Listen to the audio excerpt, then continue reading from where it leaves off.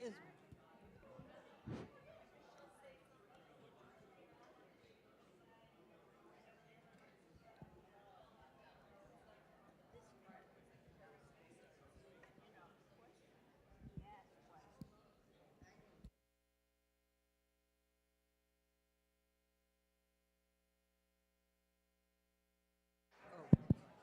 Hello. Welcome.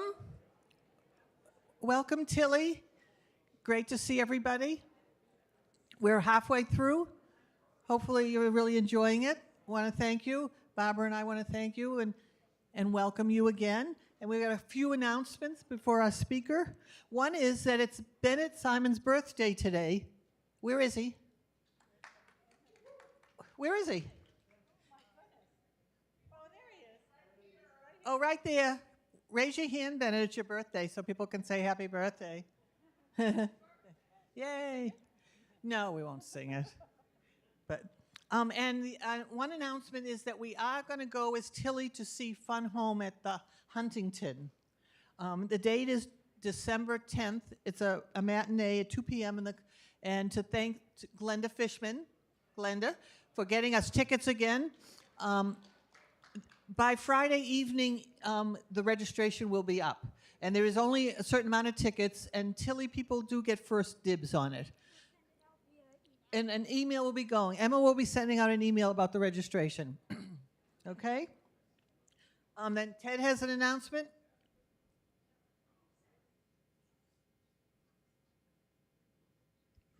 Thank you, Priscilla. So most of you know that Temple Israel is part of GBIO, the Greater Boston Interfaith Organization. Many of you have been involved with activities through GBIO over the years. So for those of you who don't know, this is a interfaith organization, synagogues, mosques, churches, some non-congregational organizations too, that engage by organizing people to pursue various social justice activities. So we were very involved years ago in the creation of Omnicare in this state that became the model for Obamacare. We've been involved in racial justice and criminal justice and all kinds of things. Most recently, housing issues was our last campaign. So the way organizing works, there's a cycle of organizing. It begins by listening to what's on people's minds and what people want to work on. And we are at the beginning of that part of the cycle of organizing now. And we want to hear from you all, members of TILLI. 2 weeks from today, at 10 o'clock in the morning, there'll be an opportunity to sit in small groups with a facilitator and talk about what's on your mind from a social justice perspective. And we'll be talking to thousands of people across the greater Boston area. Out of these many conversations will emerge the next major campaign of GBIO. So we want to hear from you. So please put on your calendars to be here an hour early in 2 weeks. We'll remind you again next week, but put it on your calendar, arrange your carpools or whatever you need to do to get here at 10 o'clock on the 20th to engage in this conversation. We hope we will hear from all of you. Thank you.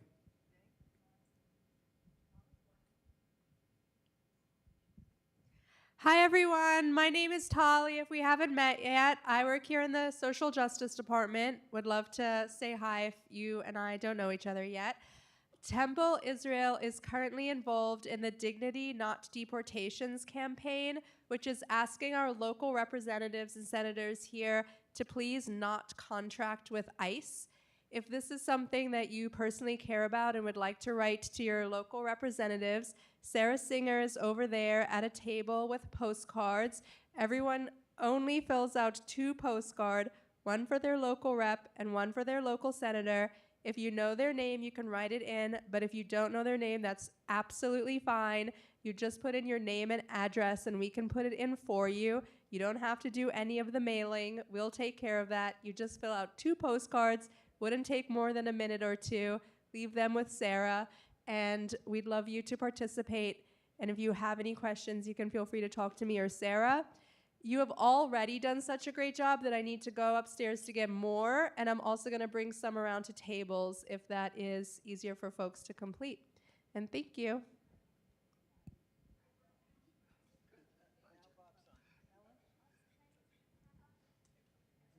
might need to turn it back on. I think she turned it off. Here it is. There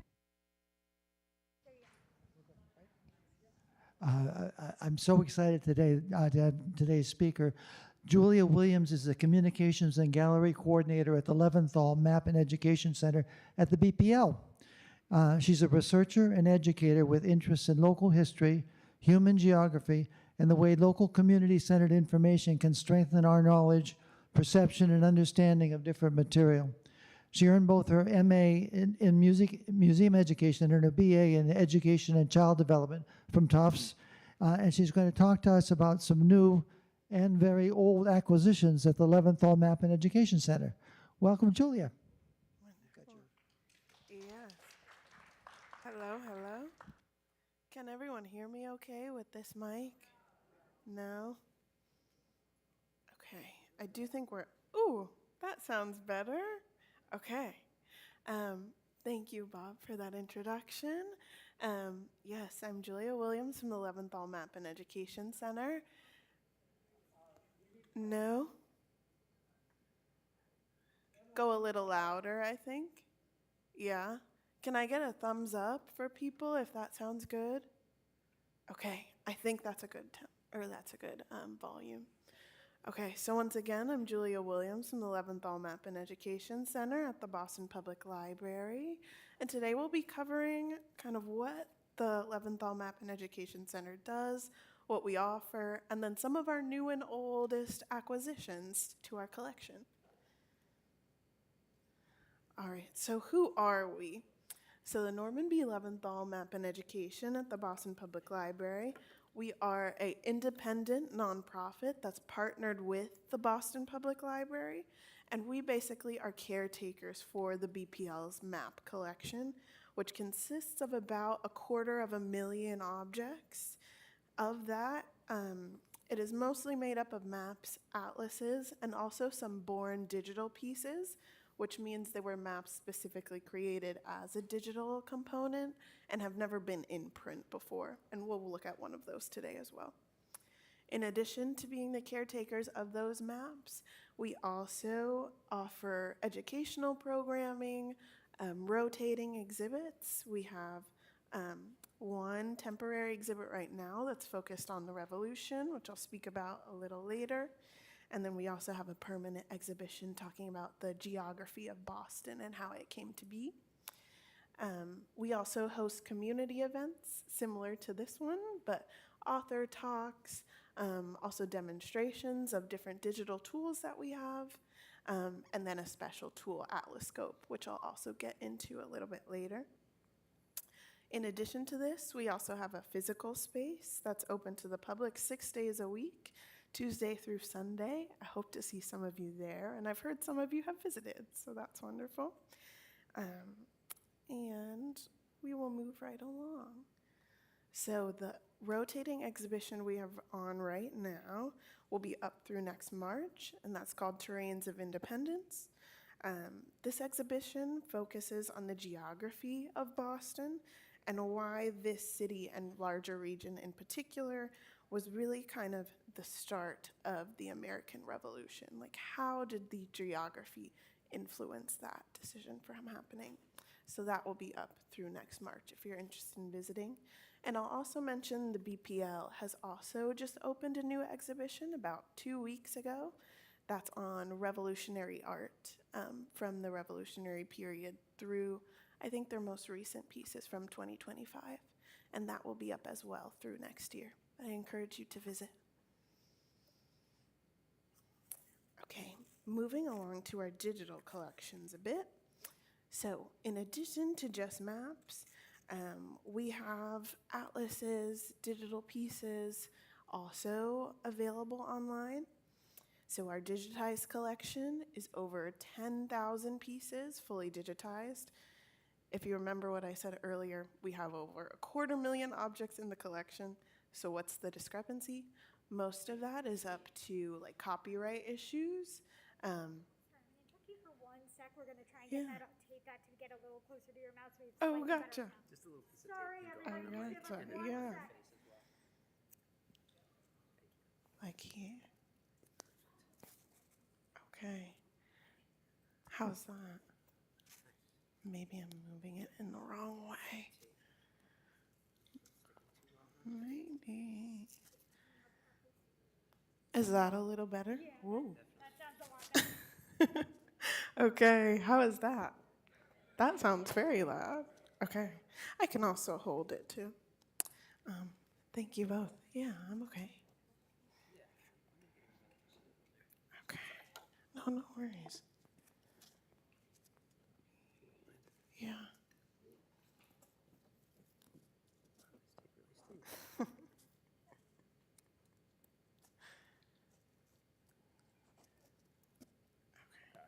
I'll just hold it. Yeah, it's okay. Okay, so a little bit back into our digital collection. So we have about 10,000 digitized objects. For all of those pieces, they're available as high-res downloads. So say you wanted to look up a map of your town, or you'll be able to find your street or something on one of our atlases, you're able to download that and send that to a printer or somebody close to you, and you can just print that out for free and have that. Also, while we're on this same page, I'll point out this, which is Digital Commonwealth. This is run through the BPL, but similar to our digital collection, it also works with high-res images, focusing mostly on photos. But from there as well, you're also able to kind of upload and download anything you may need and have those as high-res images.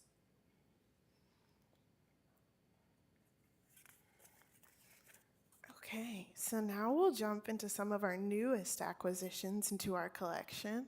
I chose this one, Trips by Trolley along Bay State Street Railway Co-lines and Connections.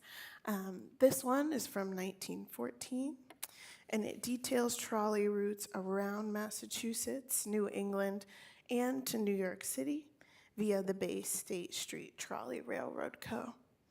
Something that's interesting about this one is that it is in this brochure-like format. And if we look over here, over to our left, this is the Boston to New York City route. It would take about 2 days if you were going fast, 3 days if you chose to go a little slower, about 18 hours of travel. And it's really marketing itself as like a scenic route, a scenic opportunity, passing by the coast of Connecticut and picking up all of these like ship towns and marinas. And something interesting about this is although it was like originally intended as an advertising brochure, it really is kind of a relic of how maps and location-based information was used and obtained by the public at this point in time.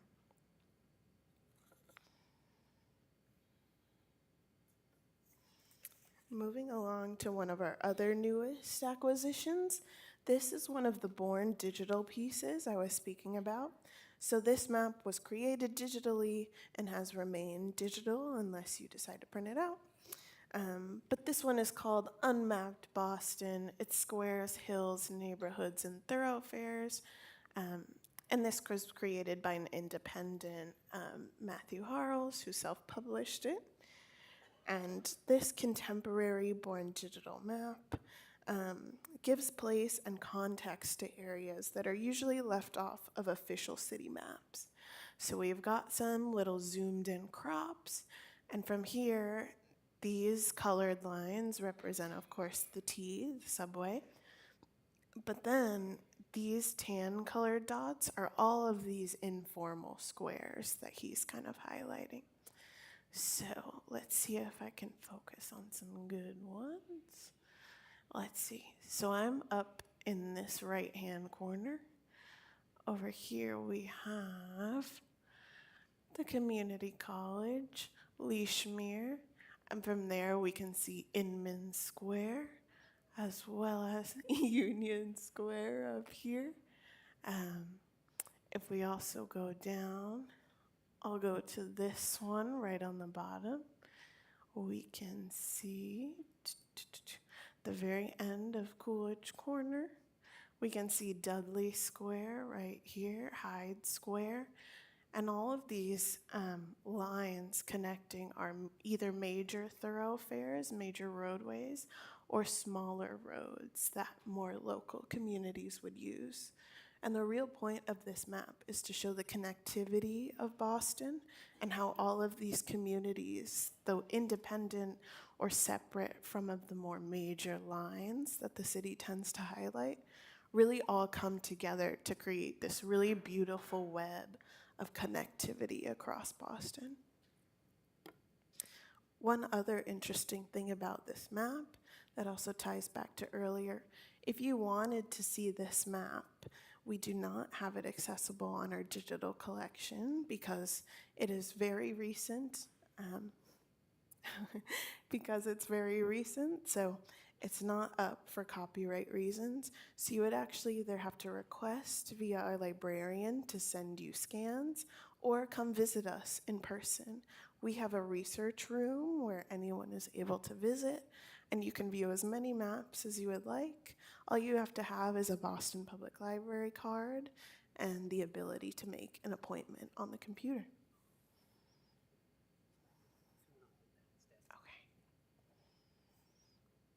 Now we'll scoot along into some of the oldest maps that we have in our collection.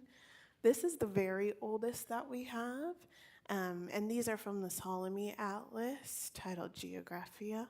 Here we have Hispania or Spain, and then Scandinavia largely. So these were completed as a part of a larger atlas, and they're both done in Latin. The main map, which would be just the land areas minus all of these titles, that was done in one solid piece of wood engraving, and then all of the labels and names would have been done on separate movable pieces. So different editions of this atlas will have slightly different placements of those names. And again, these are the very oldest maps that we have in our collection, because this time period, 1480s, was just after they created the printing press, the modern printing press.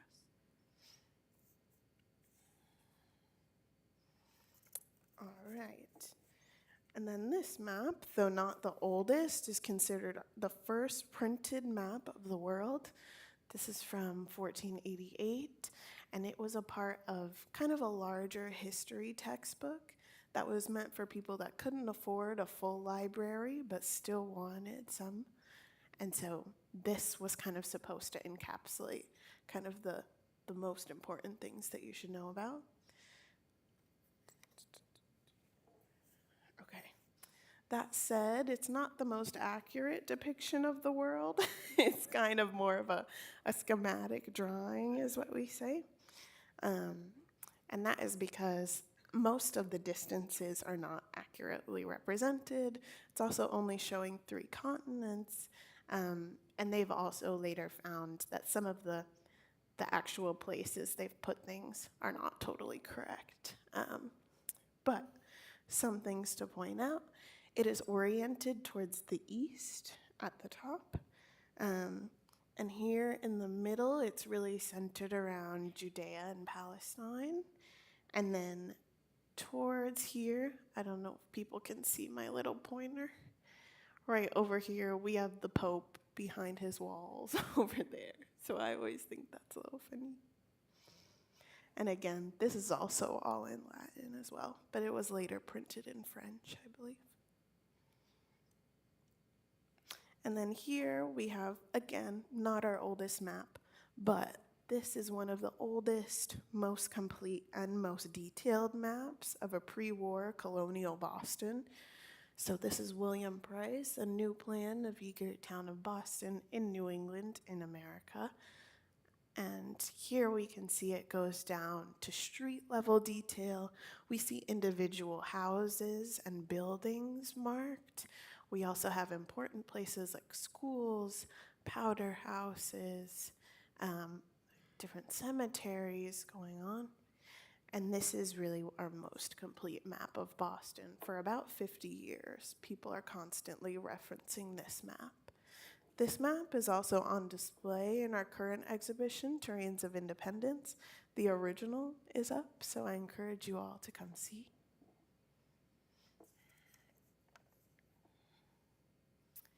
And then, before I jump into one of our last maps, I quickly wanted to touch on this tool, Atlas Scope, that we have.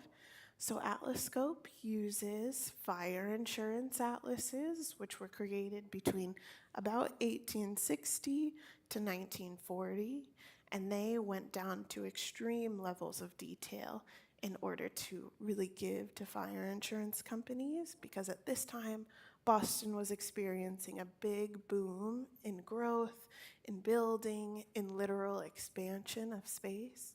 So during this time, the Back Bay is filled in, towns are annexed, so Boston is really growing at that time.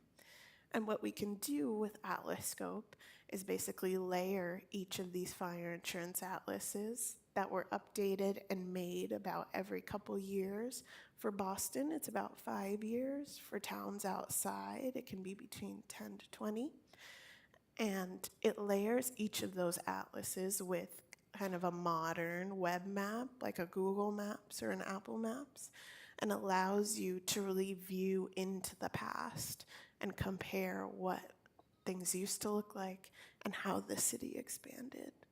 Also within this, you can look up your own address or addresses that are available in the region. And you're also able to search up images that link you back to Digital Commonwealth. So sometimes you're able to pull direct images of like 1940 of the same location. And it's a really interesting tool. With this, our honorable mention of old acquisitions is this Clow Atlas. So this is interesting, for one, because while not in our collection, we were able to add it to our digital collection via the Mass Historical Society.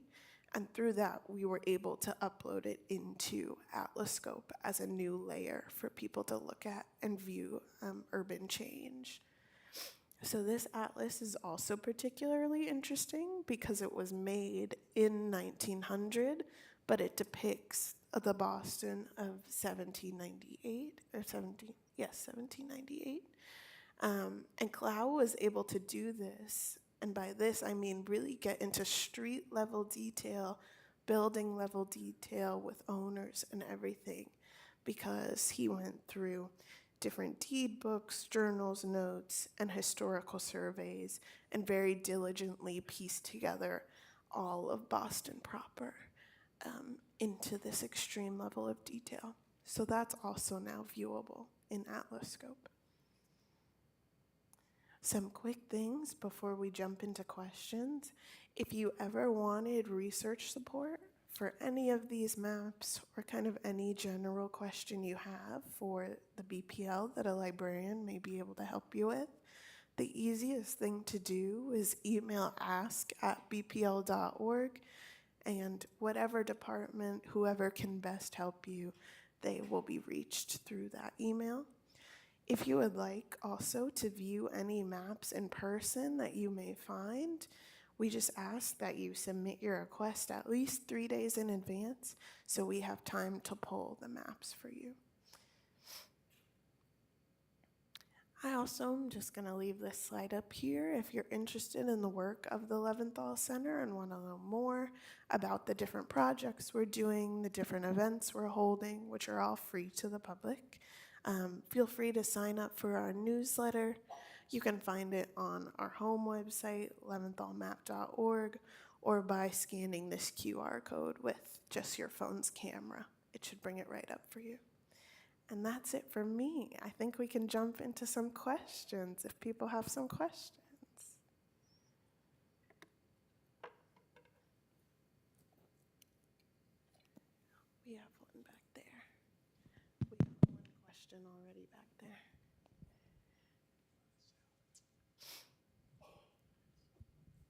Thank you for that. I'm interested in how busy you are.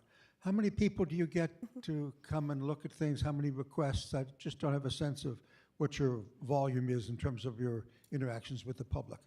Yeah, so about weekly, we're getting a couple thousand. On an annual basis, we're looking at 60 to 70,000 visitors to our physical space every year. And that's not including education groups, which we have a K-12 program, a very strong education team. And then we also have university visits and sometimes private groups as well also come through. But just for our public patrons, about 60 to 70,000 annually.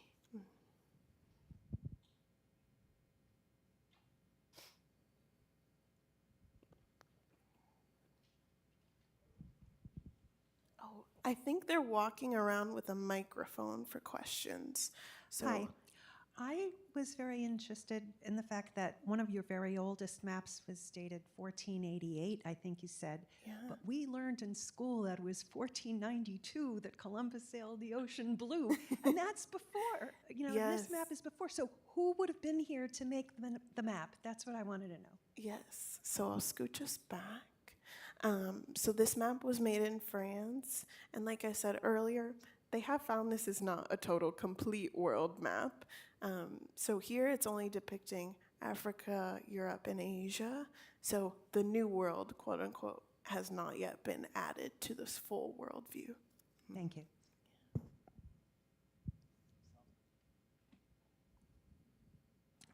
Thank you for introducing us to this exhibit, which I've never had time to go in and look at.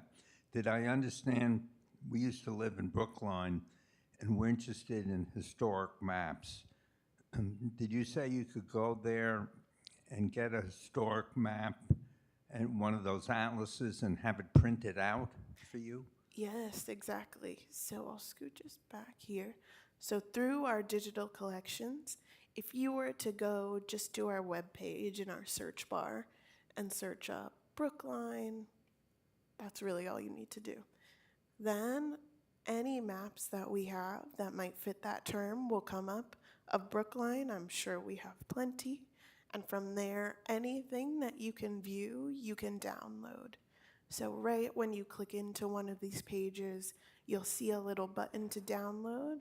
You can download that and either print it out at home or send it to a local professional printer and have it at a much larger scale.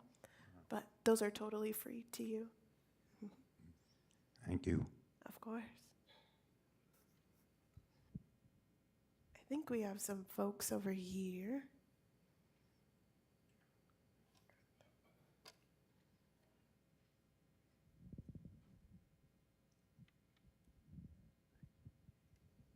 Thank you very much for this introduction to your collection.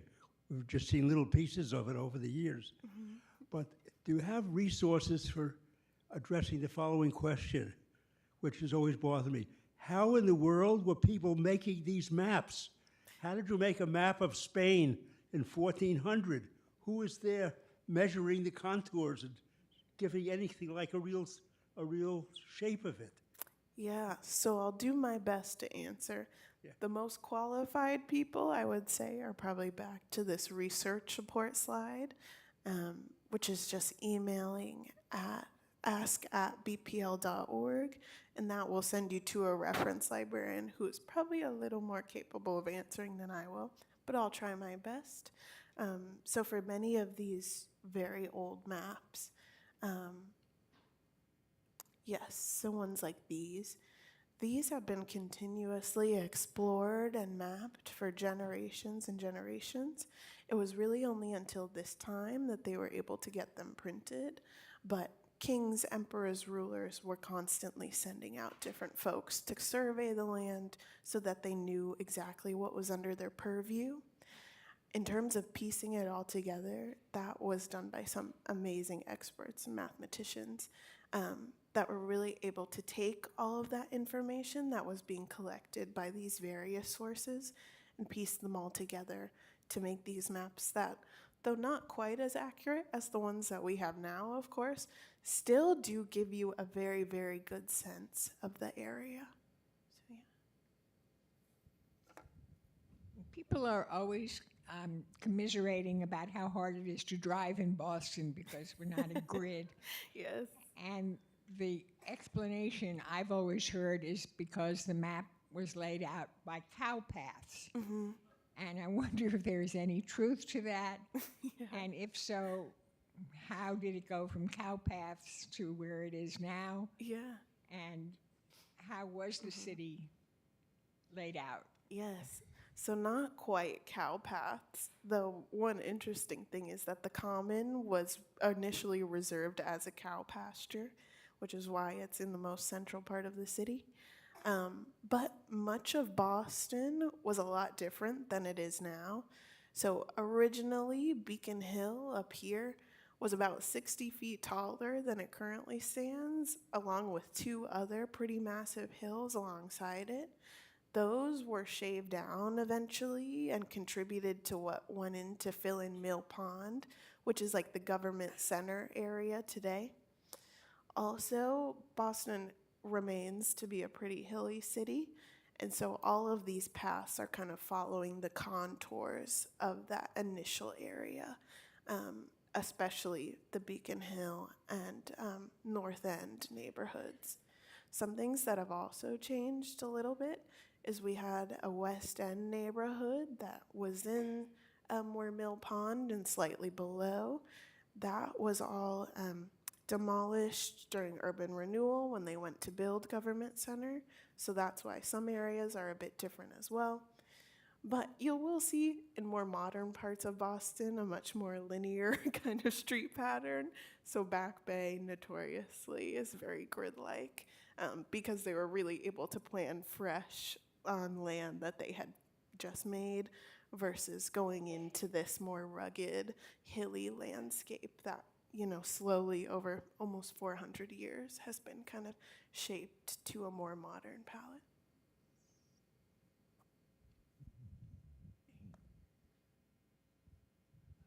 I'd be interested in the conservatorship. It's amazing to me that paper survives this long and how it can be maintained so it's usable. Yeah, so for conservation, I should start by saying the BPL has an amazing conservation team in-house, which is something that not many libraries are able to brag about. But all of these are professionally conserved. That said, it's things like humidity levels, temperature, everything is temperature controlled, especially our oldest objects, like the ones that I showed.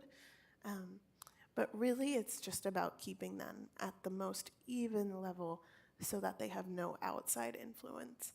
Paper especially is one of the easier things to conserve because you're able to clean it, even wash it, paste it back together, versus something that may be a little more difficult, like fabric that will fall apart. Light is also a very important conservation thing, so most of these are kept in dark and temperature-controlled storage. All right. Thank you so much, Julia. That might be the end. Thank you all so much, and I'll still be around if you have questions or anything.